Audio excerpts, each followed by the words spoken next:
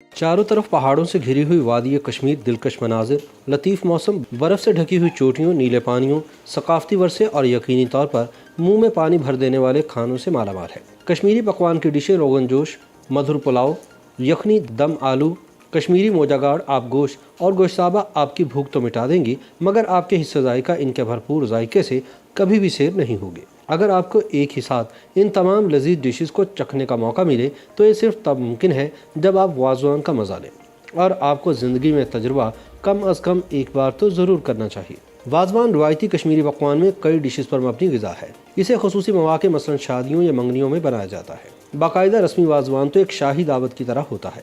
وازوان کے لغوی معنی کھانوں کی دکان کے ہیں۔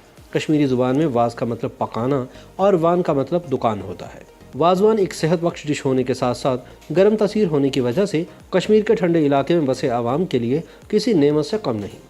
وازوان میں کم از کم 7 ڈشیں لازماً جبکہ زیادہ سے زیادہ 42 ڈشز ہو سکتی ہیں، جن میں گوشت کا استعمال کثرت سے ہوتا ہے۔ وازوان کی تاریخ کشمیر میں 14ویں صدی میں مسلمانوں کی آمد سے شروع ہوتی ہے۔ سمرقند سے ساتھ ساتھ تربیت یافتہ جلاہے، لکڑی تراشنے والے، ماہرین تعمیرات، نقاش اور باورچی بھی ان کے ساتھ آئے تھے۔ یوں وادی میں اچانک فن اور کھانے کی صنعت میں زبردست تیزی آئی۔ نتیجتاً کشمیری دسترخوان ذائقے سے بھرپور مسالوں کے استعمال کی وجہ سے زیادہ وسیع ہوا۔ مگر کچھ لوگوں کا ماننا ہے کہ وازوان کشمیر میں قرون وسطیٰ کے حکمرانوں، صوفیہ اور مسلم مبلغین کے ساتھ ایران سے آیا۔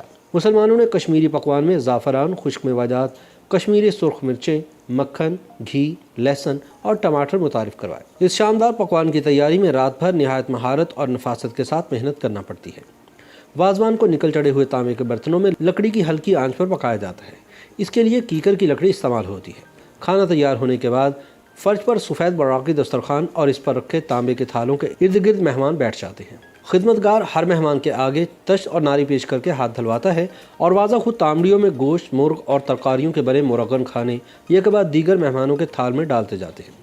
بیشتر کھانے گوشت اور مرغ پر مبنی ہوتے ہیں، جیسے کباب، کشمیری سالنوں سے بنے مرغ یا گوشت کے مختلف حصوں کے مختلف طریقے سے تیار کردہ قورمے، تبکمہ، زعفران، کوکر یخنی، رستہ، روغن جوش، آب گوشت، ساتھ ہی مٹی کے چھوٹے چھوٹے نازک پیالوں میں دہی اور انواع اقسام کی چٹنیاں، زعفران میں مہکتے پلاؤ اور تندور سے نکلتی ہوئی گرما گرم کشمیری روٹیاں بھی ہوتی ہیں۔ وازوان کا مین کورس 1 گھنٹے تک چلتا ہے، جس کے اختتام کا اشارہ تب ہوتا ہے جب واضح گوشتابہ لے کر آتا ہے، جو کہ ساری رات دہی اور دیگر مسالوں کے ساتھ پکنے والے گوشت کی بڑی کوفتہ نما گیندیں ہوتی ہیں۔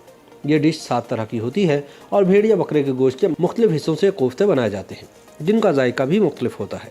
اس طرح یہ مینیو کا اہم ترین آئٹم ہے، کیونکہ وازوان کے مجموعی معیار کو گوشتابہ کی تیاری سے پرکھا جاتا ہے۔ مین کورس کے بعد میٹھے کی باری آتی ہے، جس میں فرنی، حلوہ اور میٹھے شربت شامل ہے۔ وازوان میں پیش کی جانے والی دیگر مشہور ڈشز میں آب گوشت یعنی بھیڑ کا مسالے دار گوشت، میتھی ماس یعنی بھیڑ کے گوشت کی ڈش جس میں میتھی کا ذائقہ غالب ہوتا ہے، اور دینا پھول یعنی مٹن کی ایک اور ذائقے دار ڈش شامل ہوتی ہے۔ گو کہ وازوان کے بیشتر کھانے گوشت اور مرغ پر مبنی ہیں، پھر بھی سبزی خور مہمانوں کے لیے بھی لطیف اور مزیدار کھانوں کی کمی نہیں ہوتی۔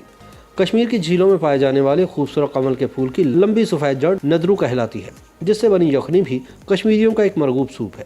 اس کے علاوہ سبزی سے بنی ہوئی ڈشز میں گوچی پلاؤ، دم آلو، راجما گوگجی اور حقہ ساگ جیسے پکوان شامل ہیں، جو وازوان کا خاص حصہ بنتے ہیں۔